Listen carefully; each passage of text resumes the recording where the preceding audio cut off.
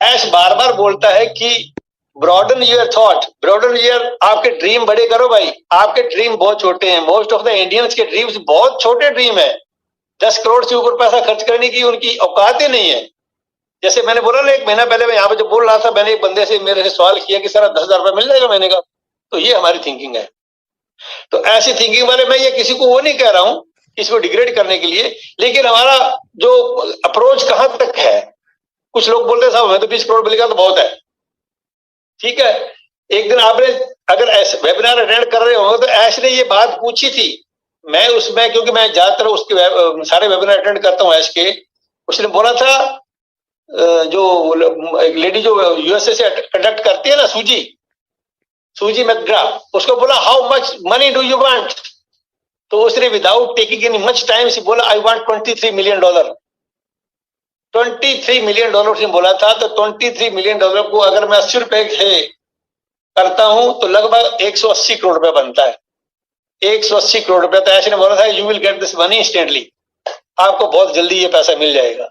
दोस्तों अगर ये बहुत जल्दी मिलने वाला है 180 करोड़, तो आगे आने वाली पीढ़ियां और हम के कितने और साल बड़े हैं, कितना पैसा आपको आएगा ये आप लोग सोच नहीं सकते। बहुत से लोगों को ये नहीं पता। मैं जानता हूं, मैं भी इंडियन हूं, मुझे पता है कि बहुत लोगों का कैलिबर इतना हाई है ही नहीं कि वो ये सोच सके कितना पैसा आएगा। आपने एक दिन शायद सोचा होगा, गुरसिमंदर ने कहा था कि यार हमारे पास सबके अपने अपने प्राइवेट जेट होंगे, तो लोगों ने बड़ी मजाक उड़ाई थी, यार प्राइवेट जेट, अरे भाई प्राइवेट जेट तो 300-400 करोड़ का आता होगा, मेरे ख्याल 200 करोड़ का आता होगा। अगर ऐश ने इतना बड़ा ये बिजनेस सेटअप आपको दिया है, एक एक कंपनी हमारी बिलियंस ऑफ डॉलर की है, सिंगल प्रोडक्ट हमारा बिलियंस ऑफ डॉलर्स का है। और अभी तो मैंने आपको फिजिकल प्रोडक्ट तो बताया नहीं, अभी फिजिकल प्रोडक्ट की हमारी इन्वेंट्री खुली नहीं है। ऐसे ऐसे फिजिकल प्रोडक्ट कंपनी बनाने जा रही है, हालांकि पता नहीं है। मैंने तो मेरी एक दिन, मैं तो ऐसे उड़ान मारता हूँ, जब हैदराबाद में गया था तो 4-5 लोग हम गाड़ी में थे, हरी शर्मा जी मेरे साथ थे, कुंदन सिंह था मेरे साथ, तो उनको मैंने एक ऐसे एग्जांपल दे दिया, वो बड़े खुश हो, बोले साहब कमाल, ऐसा होगा क्या? मैं कहा हाँ, ऐसा भी कोई मोबाइल आएगा हमारे पास कि जिसको रिचार्ज करने की जरूरत ही ना पड़े शायद, और आप वर्ल्ड के किसी भी कोने में जाके खड़े हो जाएं, आपकी 5 स्ट्रेंथ 5 बात कर सकते हैं आप, और उसको रिचार्ज भी कभी नहीं करना पड़ेगा।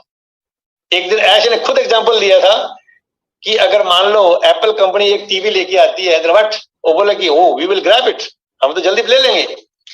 तो उन्होंने उसे कितनी अच्छी क्वालिटी का बोला कि अगर ये हमारे पास, हालांकि उसने ये वर्ड यूज नहीं किया, लेकिन उनके मन में था ये कहने का। बहुत सी बातें ऐश कहते कहते रुक जाते हैं, क्योंकि उनको पता है कि सब कुछ ऐसे डिस्क्लोज नहीं किया जाता, लेकिन उस पर दोस्तों काम हो रहा है, इस सब के ऊपर काम हो रहा है सीक्रेटली। बहुत बड़ा धमाका, ऐसे नहीं है, मैं आपको बताऊं इतना बड़ा धमाका किसी दिन मचेगा इस वर्ल्ड के अंदर, तो दुनिया स्तब्ध रह जाएगी। होल वर्ल्ड विल बिकम डम स्ट्रक होता ना, स्तब्ध हो गए, अचंभा हो गया, यार ये क्या हो गया। जैसे अमेरिका ने बम डाले थे ना, तो हिरोशिमा और नागासाकी के ऊपर 1945 में, तो उन 2 बम्बों ने हिरोशिमा और नागासाकी को तबाह कर दिया था। वो लो इंटेंसिटी बॉम्ब थे, लो इंटेंसिटी न्यूक्लियर बॉम्ब्स। दोस्तों अभी एक ऐसा बॉम्ब फटेगा, उस बॉम्ब का नाम है ऑन पैसिव, और वो इस जमीन पे ऐसा फटेगा कि उससे एक भी शहर ऐसा नहीं बचेगा, एक भी गांव ऐसा नहीं बचेगा जिसके ऊपर इतना पॉजिटिव असर ना हो जाए कि उनकी आने वाली पीढ़ियां याद रखेंगी। हिरोशिमा वाले तो आज बेचारे याद रखते हैं कि हमारे को डिस्ट्रॉय कर दिया, लेकिन इसका पॉजिटिव इफेक्ट इतना बड़ा होगा इस बॉम्ब का कि आने वाले कई साल तक दुनिया ऐश के पीछे भागेगी, हमारे पीछे आएगी। एक दिन ऐश ने वर्ड यूज किया था कि all the founders will be hunted, यानी कि हंट का 2 मीनिंग होते हैं। हंट का एक मतलब होता है शिकार करना, दूसरा होता है खोज करना। जैसे कोई बड़ा अपराधी हो ना, तो इंग्लिश की न्यूज में आती है कि a massive Hunt is on, कि उसको खोजने की बड़ी हंट हो रही है भैया। तो हमारे भी हंट होगी, ये नोट करें आप लोग। आपके घर में गाड़ी लेकर के लोग आएंगे, यार आप फाउंडर हैं क्या? ओ यार हमें भी कराइए, हमें तो पता ही नहीं था। जैसे कल ही मेरे पास एक फोन आया कि उन्होंने शायद, हाँ गावंडी, अनूप गावंडी जी से सुन रहे होंगे, उन्होंने कहा कि उनका एक बंदा फ्रेंड था, उन्होंने बाद में फोन किया गया मेरे को, बताओ मैं इसको ज्वाइन करता हूँ। तो अनूप जी ने कहा कि भैया अब तो वक्त निकल गया है, अभी आप फाउंडर नहीं बन सकते हैं, एक अभी आगे चांस मिलेगा आपको, you can become either reseller और कस्टमर बन सकते हैं। तो दोस्तों इसलिए अभी तो वक्त कुछ आया नहीं है, कुछ हमें जब मिलना शुरू होगा ना, तो फिर देखना आप लोग ब्रांड एम्बेसडर ऐसे नहीं हो, ऐसे उनको टाइटल नहीं दिया गया है। एक दिन ऐसा भी आएगा, हर एक के घर में आगे गाड़ियां खड़ी होंगी कि साहब हमें तो नहीं पता था। ये कंपनी के बारे में हमने सुना है, बहुत अखबारों में आ रहा है, बहुत टीवी में आ रहा है, बड़ी चर्चा सुन रहे हैं साहब, ये क्या है? तब आपको पता चलेगा कि आपकी वैल्यू क्या है, तब रियल वैल्यू आपको पता चलेगी। फाउंडर की वैल्यू क्या होती है, भैया ब्रांड एम्बेसडर क्या होता है, और पैसिव क्या है। इतना बड़ा एक स्ट्रक्चर दुनिया के अंदर, इतना बड़ा विजन लेकर के ये इंसान आया है दोस्तों, तो कुछ तो उसके पास प्लानिंग होगा। अभी फिजिकल प्रोडक्ट की फैक्ट्रियां कहाँ लग रही हैं, ये तो ऐश तो जानते होंगे। और आपको पता है कितनी बड़ा स्टाफ, कितना बड़ा स्टाफ, 1800 वकील हमारे आज से नहीं 3 साल पहले से बना दिए गए हैं। क्या किसी और कंपनी के बारे में आपने सुना कि इसके बाद 2-4 वकील भी अटॉर्नी या जनरल ऐसे हों? 1800 वकील किस लिए बनाए गए? क्योंकि आपने एफिल टावर देखा है? एफिल टावर के बारे में सुना होगा, वो फ्रांस के अंदर है दोस्तों। उसकी हाइट पे मत जाइए आप, उसके नीचे बॉटम के अंदर भी 8,500 टन लोहा दबा हुआ है ताकि उसको वो सपोर्ट कर सके। इसकी हाइट को तभी वो सपोर्ट कर पा रहा है कि 8,000 टन उसका जो लोहा है वो नीचे दबा हुआ है उसके अंदर। तो ये ऑन पैसिव नीचे बहुत कुछ दबा हुआ है। मतलब होता है शिकार करना, दूसरा होता है खोज करना। जैसे कोई बड़ा अपराधी हो ना, तो इंग्लिश की न्यूज में आती है कि ये मैसिव हंट इज ऑन, कि उसको खोजने की बड़ी हंट हो रही है भैया।